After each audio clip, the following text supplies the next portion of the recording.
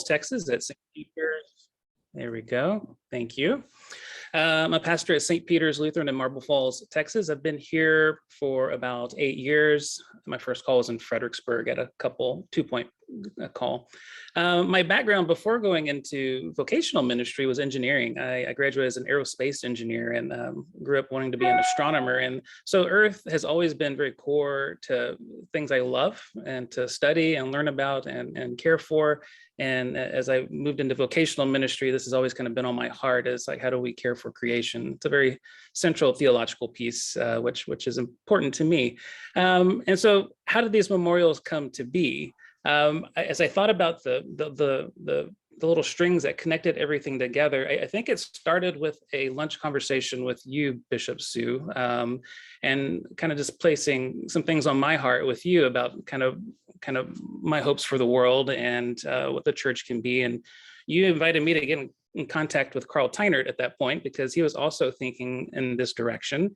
And so I connected with Carl Teinert, who was our previous vice president to the synod. And so Carl got me in contact with a group he had been working with since the fall across the country. Various pastors and church leaders and lay people have been working on a memorial, which was when I say the first memorial, it's the one that lifts up advocacy that the United States fulfill its commitment goals to a transition to renewable energies and a carbon net zero by 2050. And so they had been working on that since October. So I kind of jumped in midstream to kind of see what they were working on and contributed what I could to that. So that was largely done by that group and modified by our team that in our synod who got together to put this forward for the synod assembly. But out of that first memorial, one of the big conversations that branched off with that working group was I really felt this was lovely. Advocacy work is very important, lifting up things and so kind of lifting up our values as the ELCA, as people of faith, and putting those into words and actions and calling other people to action to lift up those values.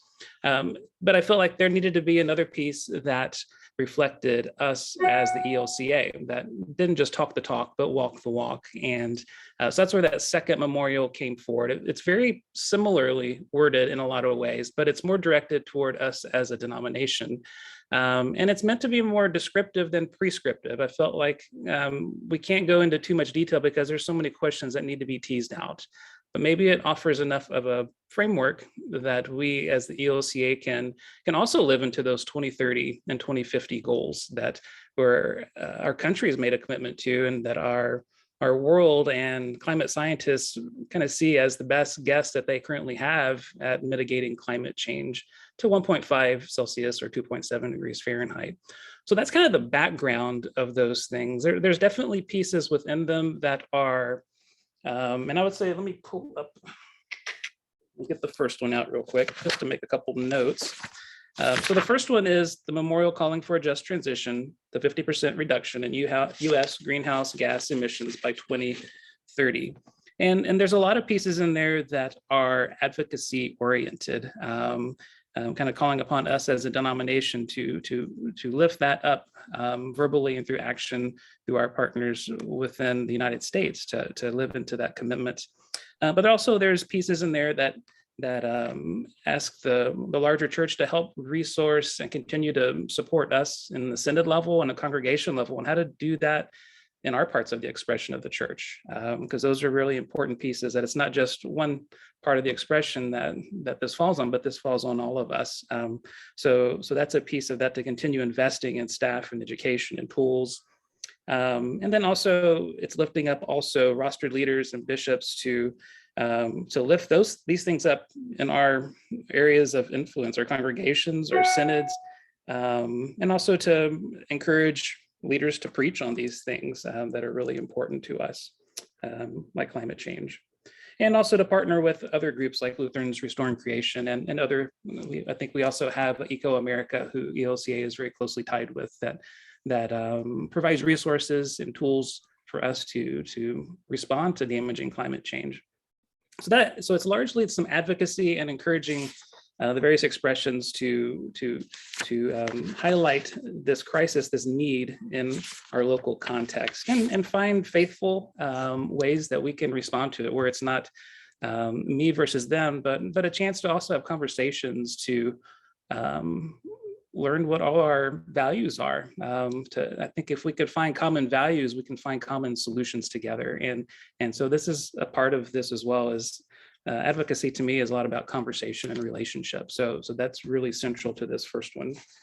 The second one, which is the memorial calling the ELCA to reduce its greenhouse gas emissions by 50% by 2030, is much more us kind of looking inward at the mirror and seeing what does it look like for us to model this in our own life of faith together as a denomination, as congregations, as synods.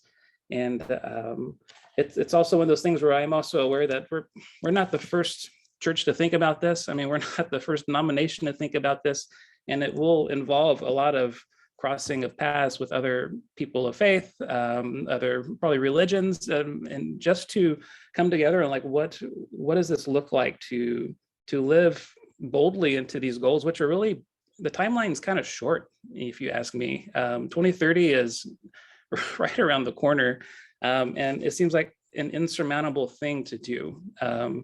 But I've read one of my favorite books right now is a book by Catherine Hayhoe. And if you don't know her, I invite you to look her up. She wrote a book called Saving Us, a climate scientist's case for hope and healing in a divided world. And she's a climate scientist. She's also a professor at Texas Tech University. And she's an evangelical Christian. So she's very versed in talking about climate science and how it connects with her faith. And for her, this book is all about building relationships with people and how to have conversations to learn about each other's important values in their lives, whether it be children or the air or the water or the economy or jobs. And she's like, once you start finding those common things that you have passion about, then you can start having conversation about, well, how do we care for these together? And how might that impact our climate? So I feel like that is a piece of this second memorial, is us doing that specifically as a denomination. And once again, it's actually very descriptive, not overly prescriptive. There's a lot of pieces in there that need teams to help flesh them out. I don't know if we have the resources or time to do it in a small group. It takes a bigger effort, I think, to flesh that out over some period of time. And also we built in there a chance to reflect that we would like, if this were to be accepted and passed at the churchwide, that in 3 years at the next churchwide assembly, where are we with this? And, what pivots do we need to make in our plan or plan of action to still meet those goals? So that's kind of a general overview of both of those. I hope I did them justice. But yeah, I'd just like to open it up to any questions anybody may have. Or actually, did you want Marvel to speak first, or? Sure. And then also on the call, we have Mark Helmke, I think you're there, who is our Synod attorney, and he's also been advising the Reference and Council Committee about language and those sorts of things. So he's available to answer kind of procedural questions as well about how things might get voted on. But Marvel, first, do you want to just talk in general about the recommendations of Reference and Council? Sure, I'll be happy to. I suppose our committee was taken back, or not taken back, but saw the huge challenge in two ways. One is the short timeline. As Pastor Harold said, 2030 is around the corner. If I take a nap, that's when I might wake up almost. So it's an incredibly tight timeline. And, I would imagine we might get some pushback at the assembly on approving this because of the tight timeline. But we processed it, and it's like, do we have an alternative? I mean, it's the timeline that the crisis dictates. It's not our chosen timeline. And in our comments, we said, we didn't choose this timeline. We're pretty sure the authors of the memorials didn't choose this timeline. It's imposed on us. So it's what is required. I listened to PBS NewsHour, and yesterday there was oh, it just was a horrific little feature on the ocean's coral. And by 2030, that's the date they picked, by 2030, if we don't turn this around, more than 90% of the coral in the world will be compromised. And it's hard to think that my first grandchild is probably 6-8 years off from existing, that they will never have an opportunity to see coral. You know, that's just really frightening. And then the other one was we see a little bit of a resource challenge in the first memorial, where we elevate our game on getting the country to come to terms with the 2030 mandate. And so that's increased advocacy. And so, you know, some positions within each of our expressions will need to dedicate more time to, you know, again, elevating our game.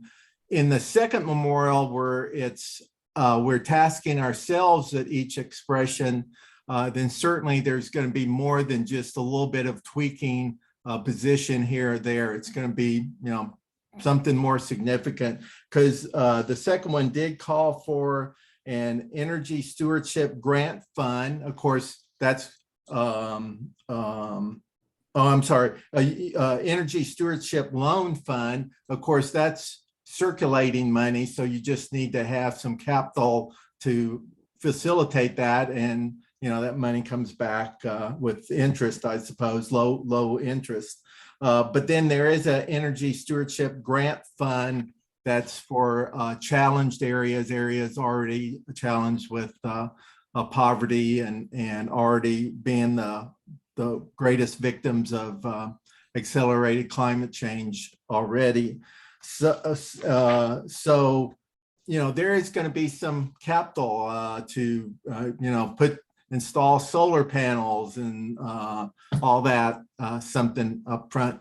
But we did look at a number of resources that it's not as expensive as it's seen, as it's made out by the oil and gas industry, and plus there's payoff on the backside. And so you can offset capital expenditures with reduced consumption. You just find every way you can to reduce consumption, and offset if you need to, you know, either congregation or on the Senate or church-wide, have a capital outlay to reach this goal by 2030. So those were the two things we think that will we might get some pushback, but certainly the citations were overwhelming. We just made the case.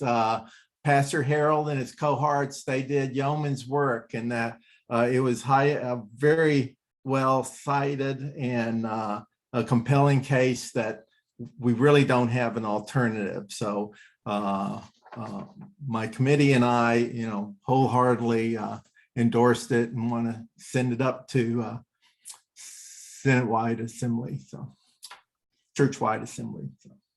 Thank you, Marvel. Mm-hmm. Are there questions about Memorial 1 or 2 in particular? And yes, they're online as part of the Bulletin of Reports that you received as a voting member. So they are exhibits C1, 2, and 3 in your Bulletin of Reports. Let me just share my screen again. So this is Memorial 2, which is exhibit C2, and then find the other one. Memorial C1 is, or exhibit C1 is Memorial 1, and then exhibit C is the recommendation from the Reference and Counsel Committee. And I will pull that up as well. Oops. In 1 sec. I don't have enough screens to see everything. There. This is the recommendation from the Reference and Counsel Committee. And it goes into specific detail about the approval of Memorial 1 and the approval of Memorial 2. Would you all, if you hadn't had a chance to read this in advance, would you want to go, shall we go through it now for each one, or how would you like to do it? What would be most helpful?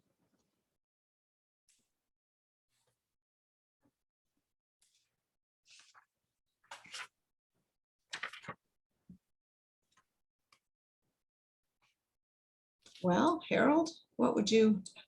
Well, there's been some questions that I've had about this as in writing it and being part of it that other people may find meaningful to have answers to. One of them was the 40%, like where are we getting numbers from? One of them was, I think it was on the first resolution, Bishop, under, it's the third resolved on the first one. 1, 2, 3, there it is. And it talks about directing the churchwide organization to encourage congregations and synods to advocate for just transition away from greenhouse gases, where at least 40% of public funding goes towards projects that directly benefit Indigenous, Black, people of color, and communities impacted by poverty that bear a disproportionate cost of pollution and climate change already. And that 40% comes from the administration. They set a 40% initiative forward, and that's where this resolution draws its number from, really trying to piggyback the numbers that our country is trying to live into. And I know some other synods had some questions about defining what funding is right there, because this is a public funding thing. That's one question I don't have answers for that one. But that was another piece I'm still looking into, is what is public funding? I think it's a matter of what money has been approved by Congress to put before the country to help tackle climate change. And then that would be the 40%, but it was just kind of noted as public funding right there. So that was one question that I had as I was kind of putting this together and thinking what questions people have. The other one is on the second memorial, which is more towards us as a denomination. Sorry, Bishop, you're doing a good job. All right. That's the, let's see, 1, 2, 3, 4, 5, 6 resolve. It's the one right before the last one. And it's talking about a DNA level assessment. And I've had people ask me, what does DNA level mean? And the reason that word was chosen is that climate change is a threat multiplier, according to the U.S. government and our military. And that means that it multiplies other things of crisis, so hunger and poverty and displacement. And as Marvell was talking about, like ecosystems. So these things are impacted in greater ways with climate change. So it impacts everything. And as a church, these are some of our core ministry and outreach pieces of what we are and what does it mean to be people of God. Is our World Hunger Appeal, World Hunger Program is amazing. Lutheran Disaster Response and Lutheran World Relief, and a lot of these pieces are going to face increased strain on what is being asked of us, as well as other denominations as well. So I felt that it was vital that we as a denomination, our group felt it was vital as we as a denomination really do a really important assessment of how are we prioritizing our budget to take care of something that's even more, that's like the foundational piece right below hunger, like because it impacts it so, or poverty or anything else we do. So how are all our units on churchwide in some way keeping this in mind as they do the ministry and work that they do, as they help support synods and congregations? So it's kind of asking for us to kind of just look at who we are and how does this fit as a core priority, as what does it mean to be the ELCA? I was also looking at the ELCA purpose page, and I thought it was very meaningful that two of the priority areas that we have as a denomination right now is to be a thriving church rooted in tradition and being radically relevant.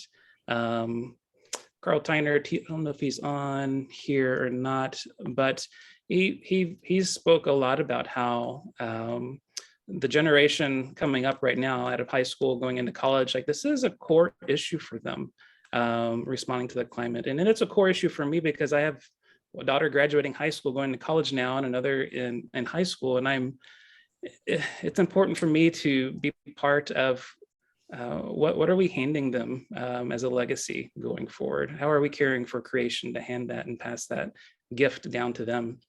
And also, one of the other priorities of the ELCA is to be a connected, sustainable church, raising the bar together. And I feel like this is asking us to raise the bar in a very substantial way.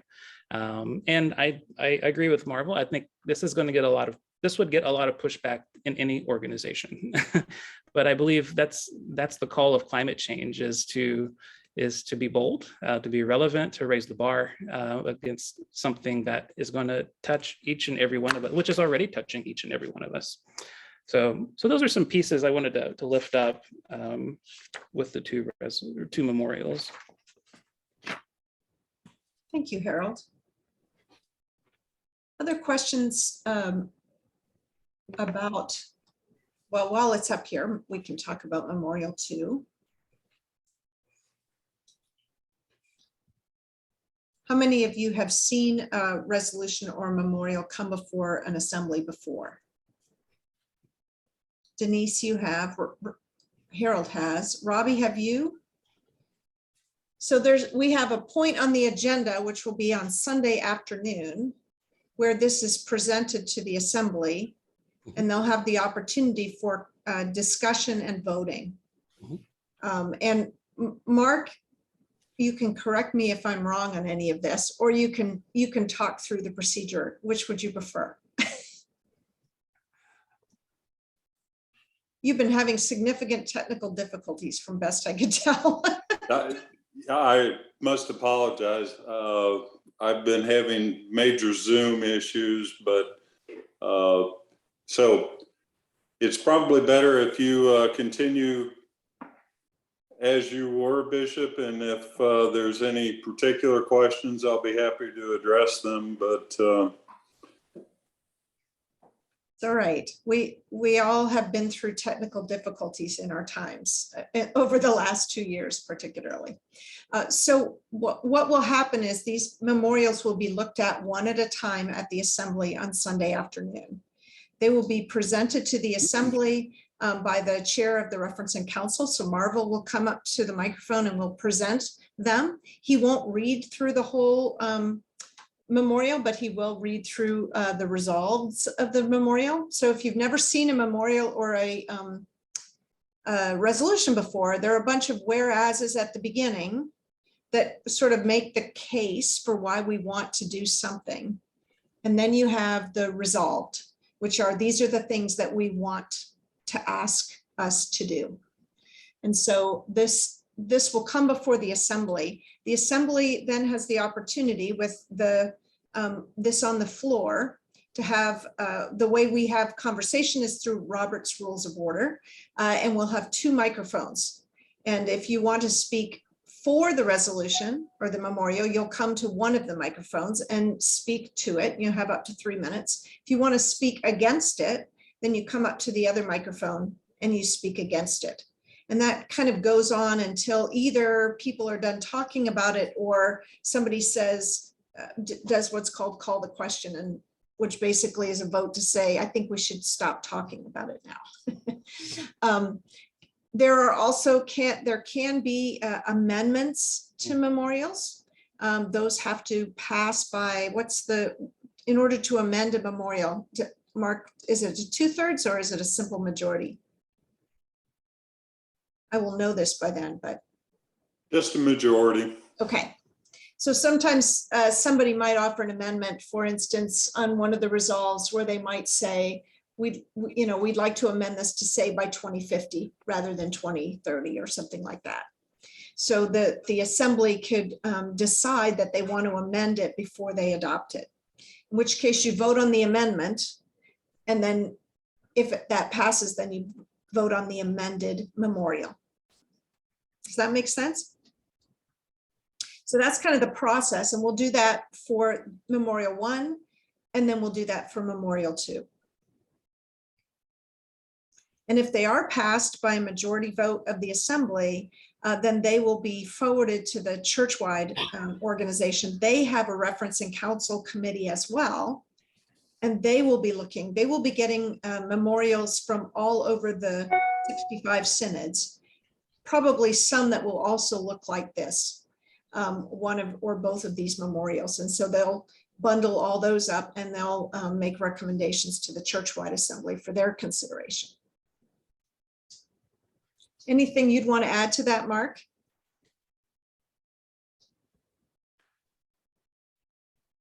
No, I think you've really covered the process. It's in very brief terms, it's the way that the highest legislative authority of the synod can address the highest legislative authority of the churchwide organization, and that's what we do with memorials. So that's what we're about here, is sending a request to the churchwide assembly for action that we think they should consider. So, and as Pastor Harold said, one of these is directed to the churchwide assembly to say, please advocate to our government on our behalf. And the other is to say, we need to take care of these things ourselves. These are actions that we want to take as a whole church.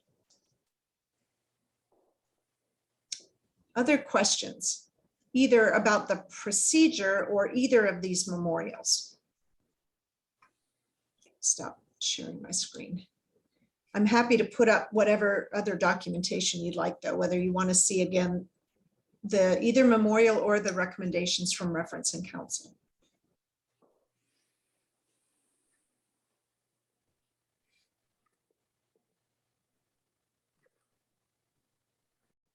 Or if you even have any random questions for me. I was going to say, y'all are being way too easy on us. That's right. That's right. Yeah.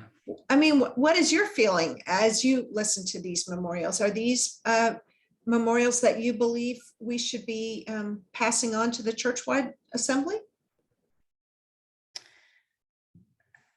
In my first look at it, they're goals, and I don't think we have the ability to achieve that goal or to measure or achieve them. So I don't think they're realistic, but that's just my first look based on what I've seen. I haven't read all the whereases yet. Well, that'll be important for you to read through before assembly. We can certainly, if you want us to go over those now, we can as well, Robbie. Yeah, no, Robbie, I think you make a good observation, good point about this. And Marvel mentioned that as well, that I mean, the timeline is very ambitious, but it was not something that we created. It's something that we're hearing climate scientists around the world. I think there's like a 98, 99% consensus that this is what we're seeing, folks. And this is where the data is showing us things are going. And this is our best guess at how we can limit this damaging part of climate change. You know, my own background is in engineering, and so I've always kind of mixed in science and faith. And I really have come to see climate scientists kind of have this prophetic role this day. And prophets of the Old Testament were never future people looking at or predicting the future, but there are people observing the present and interpreting present events. And I feel like these climate scientists have done this for decades and for a long time to pay attention. So I'm kind of taking their word seriously, just like my doctor, if he told me there's a 98% chance you got cancer, we need to do something. I'm not sure if I can wait too long to take care of it. So I hear you, and I agree that it's very ambitious and it seems unattainable. And I think that's where Catherine Hayhoe talks a lot about this. A lot of people, we all feel like it's overwhelming to the point where like there's no way we can accomplish this. So why try? Let's not even talk about that. Let's just talk about how are we going to measure these goals? And I don't know that you could even measure it. Yeah.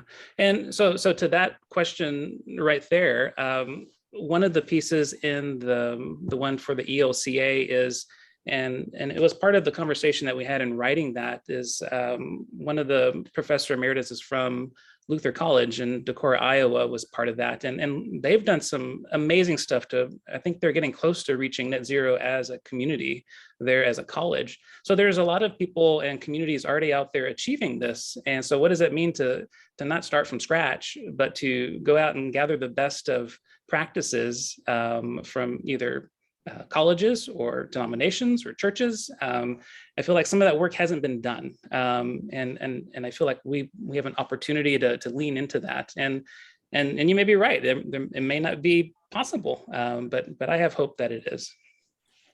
And Candace, there have been models around for at least a decade, if not longer. I suppose longer. I was in a group. Well, actually, we're still kind of a group, although we're not as active as we were. Sempre Sustainable Network here in Greater Seguin. And at least a decade ago, we tasked our local elected officials to calculate their carbon footprint.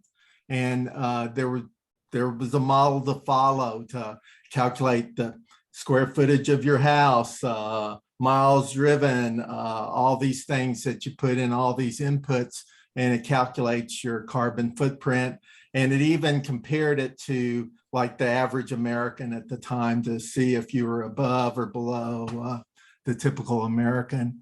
And so I imagine, my guess is there's probably a lot of models out there, and the memorial doesn't go into that. That would be some of the work of, Yes, right. that would be some of the work of fulfilling the memorial in finding the right model for each expression. It may be different for church-wide than it is for synods, and then it is for congregations. May all use a different model because of sizing. So I just think you're biting off a whole lot that's going to be hard to chew. I can just see this added as a, number XX to our annual reports. And you've got congregations that don't even have pastors that can barely write their annual reports. So, how are you going to gather all this information in from the congregations? I was in the military for 30 years, and we would do a call out for data like this to our organizations, and they really were responsible. You're dealing with a bunch of volunteers that may or may not give you an answer, and you may or may not get a valid model, and you may or may not get an answer. So I just don't see that it's possible to even measure this in a congregation, let alone a synod, let alone across the LCA. It just boggles my mind that you're trying to do this, but. Fair enough. Yeah, fair enough. I want to make sure, because Robbie, if you didn't get your Bulletin of Reports, we emailed them all out on May the 10th. But if you go to our Synod Assembly website, which is swtsynod.org/assembly or pages/assembly, if you go down, you will see right here under Assembly Materials is the Bulletin of Reports. And that has, and we said that memorials were Exhibit C. So if you'll go down, you'll find them. It's a very long Bulletin of Reports because we only do it every year, but nonetheless, we'll get there. Oops, I missed it. Nope, there, it's still going. B.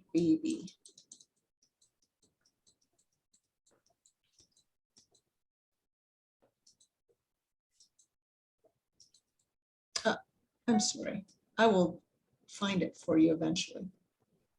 That's okay. I can find it now that I know Okay. where to look. All right, sorry about that. Like I said, it's a long report. Other questions or just observations or opinions about it? I mean, that's why we wanted to have this hearing, was a good opportunity to do the kind of thing you're doing, Robbie, which is to challenge some of the ways in which we think this might work or not. You don't want to get me going on this. Well, this is a good space for it because it's a smaller group. it's like spitting into the wind. If we do this as compared to China, Brazil, India, Russia, you know, and I realize you have to start somewhere, but I don't know that we're going to have a significant impact when China and Russia are building coal-fired power plants and we're trying to go solar, and you can't even drive cross country in a solar vehicle, so, or in a battery powered vehicle. So, you know, I just think we're ahead of our time. Thank you, Robbie. Others?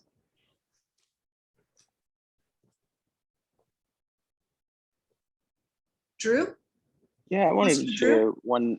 one note. So yeah, I'm Pastor Drew Ingram. I'm the pastor at Spirit in the Hills Lutheran Church, and I just wanted to add a brief comment in regard to what Pastor Harold mentioned about this issue being important and relevant among younger people. So I've been a resident young person in this synod for the last 15 years as like a youth assembly voting member. This is, you know, where my home church was and all this kind of stuff. And I'm still one of the youngest people in the room. But so if you want to look at the generation younger than me that are the actual youth and young adults in this moment, like one of the fastest growing job sectors for people that age is environmental jobs, environmentally conscious jobs. It's consistently globally, as well as in this country, like a leading issue.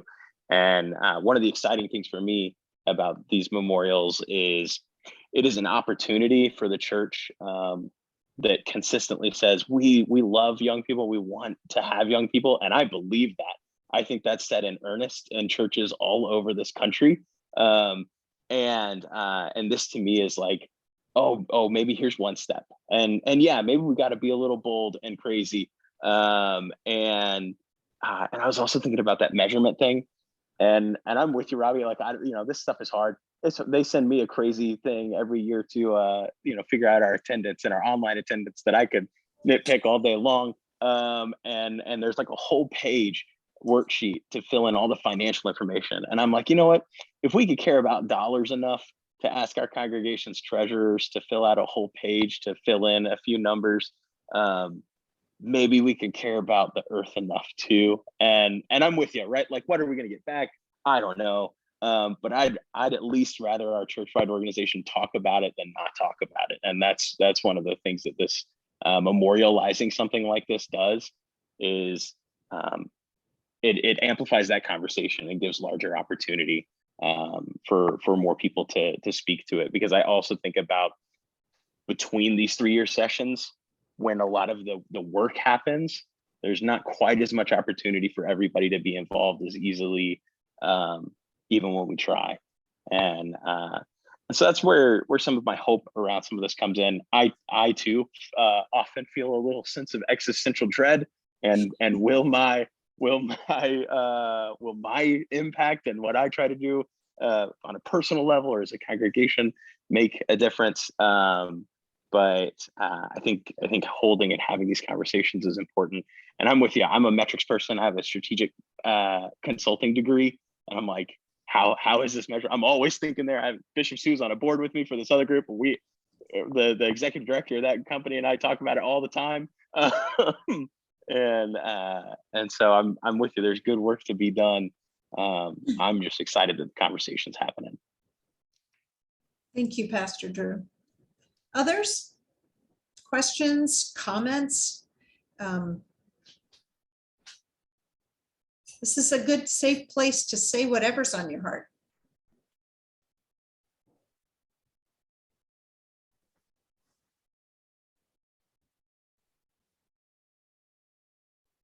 All right, well, thank you.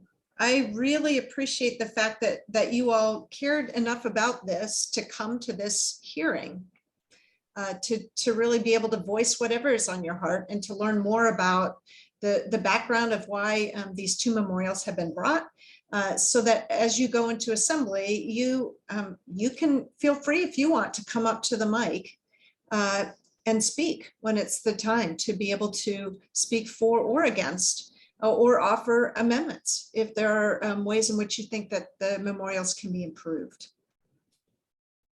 Anything else for tonight? All right, stop the recording.